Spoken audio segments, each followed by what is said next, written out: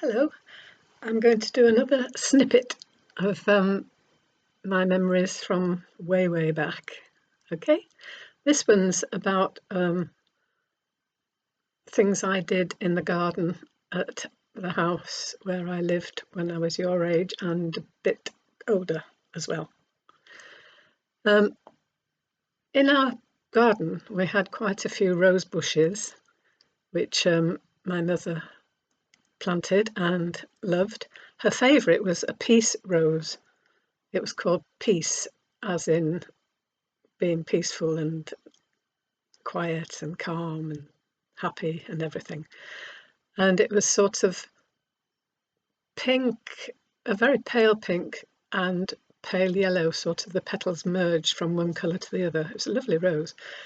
And some of her rose bushes had quite lovely perfumes that I used to like smelling.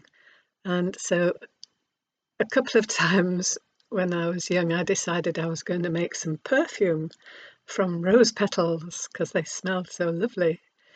So out I went with a jug of an old jam jar with some water ready,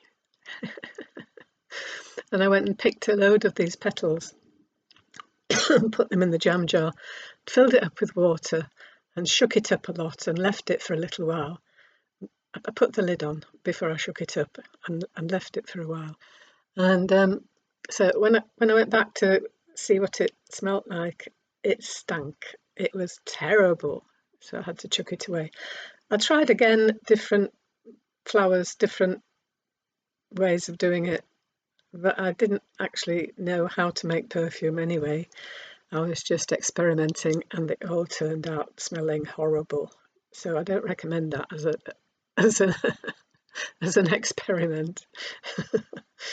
But we had a little sand pit in the garden between the extension of the house that was the coal bunker and the bay window at the back of the house as well. And that was like about that wide and about that long. You can't tell, can you? Anyway, it was big enough to sit in and play, and I used to play making things and sand castles and different roadways through the sand, sort of patting it down so there's like a road, and then you could pretend you were running a car along it or bike or something. And I used to play in the sand pit. That was fun. We also had down the edge of the garden between us and Uncle Charlie and Auntie Hilda's, whose house joined on to ours. There were climbing roses, more roses, yes. But the other side of the garden between us and Mrs. Cooper, who lived in the next house down, we had loganberries, blackberries, and something else growing down that fence. So I used to go and pick those and eat them, and pick them for making into jam and things like that as well. We also had blackcurrant bushes and raspberry canes, a couple of apple trees and a pear tree, I think it was a pear tree. Anyway, a couple of apple trees. So we had like various fruits growing around the garden. Like you have, you've got some different things to eat in your back garden, haven't you? And in the allotments as well. So I used to go out there and potter around in the garden looking for things and messing about with my little experiments, which didn't work. We also had a garage that when the car wasn't in it, you could let down a swing from one of the beams in the garage.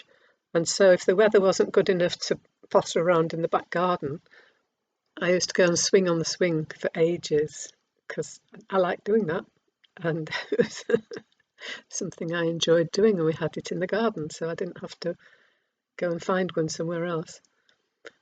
And the front garden, we had a little crazy paving type path round a rose bed in the middle, and then other bits of garden around the edges with all sorts of things in.